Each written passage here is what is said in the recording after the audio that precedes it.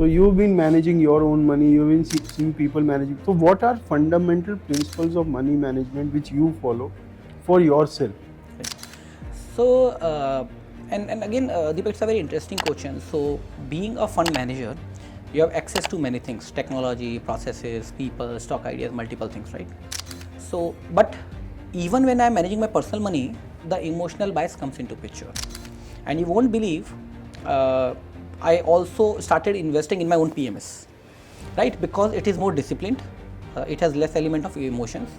So though I manage money, but I realize that discipline is the most important. So when you talk about personal finance, one of the key to success and get that good returns in a finance is the discipline and detaching yourself from the emotions. When it is should be out of your portfolio, you should sell it off.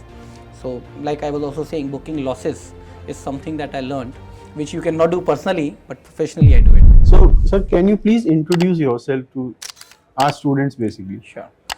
I am Achin Goel. I am a fund manager with Bonanza Portfolio Limited. I am chartered financial analyst, CFA from USA, and I have done my masters from US also. I've been managing fund for Bonanza for almost more than 10 years plus, and I'm with the group for more than 15 years now. So, how have you seen this finance industry growing over the years you've been into the industry? See, finance as an industry is very wide. So I will probably limit the discussion to the fund management side of it. The fund management has changed its landscape from the traditional way of identifying the stocks to today the use of AI, ML and identifying the stocks. And another thing that has changed is the investor awareness. So earlier, if you look, maybe a decade ago, investors were not aware. The only thing they were aware was probably mutual funds. And mutual fund sahi hai, the campaign, it has really helped people to understand that there's something they can start with as small as 500 or 1000 rupees. But come today, fast forward, the awareness is huge, and I think that is good for the industry. And the innovative products have developed. I mean, if you look initially from mutual funds to PMS, now to AIF, long short AIF, hedge funds, PE funds. So the industry is maturing. So there's a good growth, and we expect more new innovations and inventions to be part of the finance industry. So, if somebody is looking to build a career as a fund manager or a stock picker or a stock researcher, so what path should he follow, and what are the qualities which make a good fund manager? So I say ki there are two separate parts. So stock picker and fund manager, like I always say, these are two different things. So when you talk about stock picking, it comes to the research part.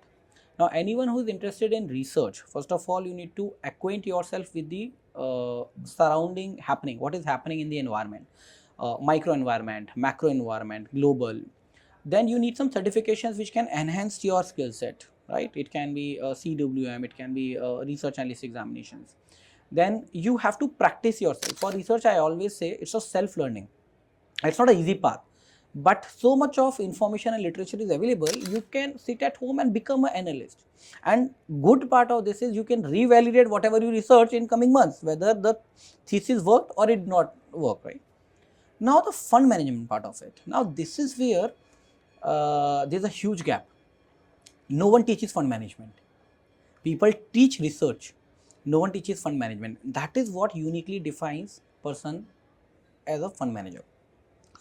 Now, when we talk about fund management, it's the part which is not covered in research. Like if you have identified a stock, now when to enter, when to exit, how much to enter, when to add more, when to scale down, how Okay. that is the fund management part. Okay. So you need to have an understanding of the stock. So as a fund manager, you need to know which stock to pick. That is only a small part.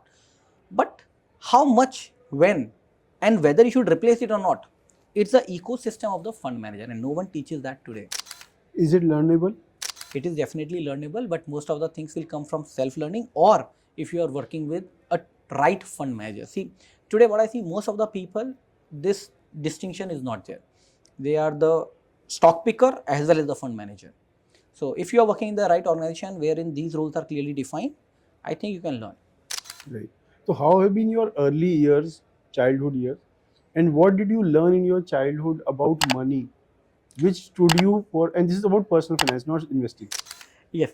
So it's very interesting, Deepak, that you asked. So practically, I belong to a family wherein my father is chartered accountant, my uncle is chartered accountant, and my brother started his journey into engineering. He is the first one from our generation who got into IT BHU.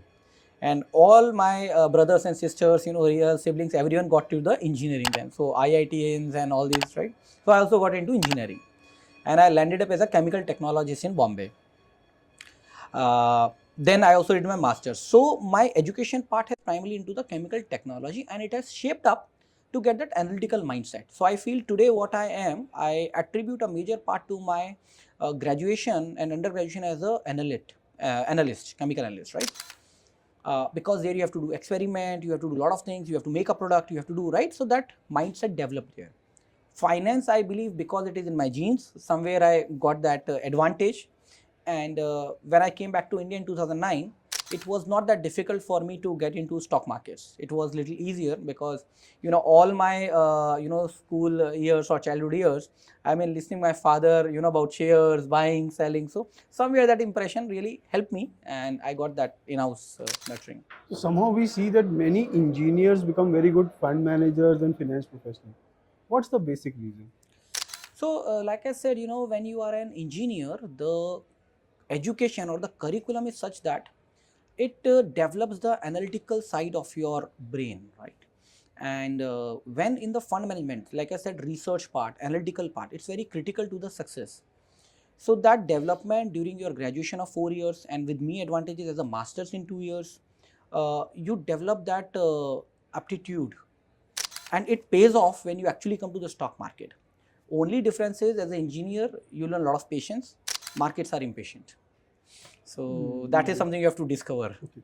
So I'll ask you some question on personal finance. So you've been managing your own money, you've been seeing people managing. So what are fundamental principles of money management which you follow for yourself? So and again, Deepak, it's a very interesting question. So being a fund manager, you have access to many things: technology, processes, people, stock ideas, multiple things, right? So, but even when I'm managing my personal money, the emotional bias comes into picture.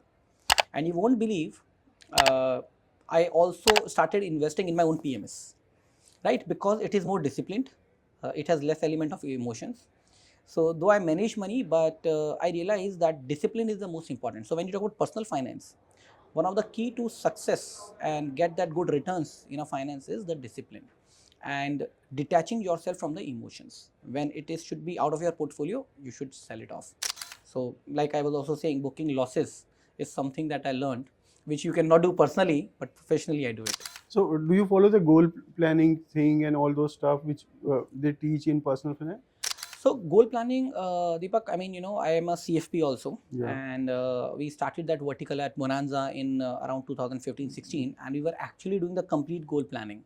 And as a holistic, see, goal planning taken individually will not make too much sense because Yeah. you don't know whether you have money for the other goal or not. Right. So all the goals with their timelines, with the risk appetite, you have to create that goal planning. Right. And we have done that extensively. Like one report would be around 40-50 pages for our investors. So we have Right. done that, right?